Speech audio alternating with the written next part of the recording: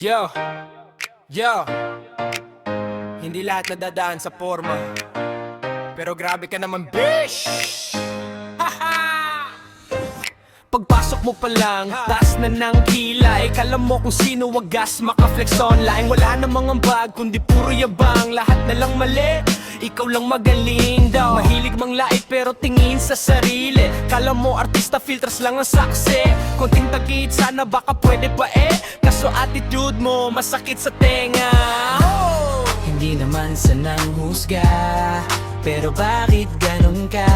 Pwede namang umiti, di yung puro init ng ulo lagi. Pangit na nga, pangit pa ang ugali. Laging galit, walang good vibes na dali. Kung makaasta, kala mo hari, pero wala namang respeto sa sarili. Pangit na nga, pangit pa ang ugali. Nakakasira ng parte, peshi ko solid. Mas okay pa yung simple, pero mabait kesa poging plastic o galing toxic all night. Status mo puro real talk kunwari, pero sa likod daming issue lagi. Pag may pera, bait bigla ang dating. Pag wala ka ng silbi, dead maka na rin. Huwag kailangan maging perfect sa mata, mas mahalaga pa rin kung paano makisama. Kahit di ka gwapo, kung mabait ka naman, or balik yan, angat ka sa karamihan. Uy, teka lang, pakinggan mo muna. Hindi ka mapapogi ng yabang at drama. Magbago ka konti, baka may pag-asa pa. Kasi ang tunay na ganda na sa gawa.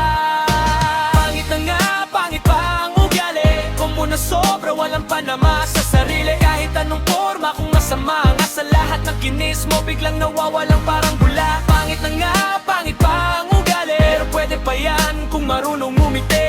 Konting bait lang at respeto sa iba.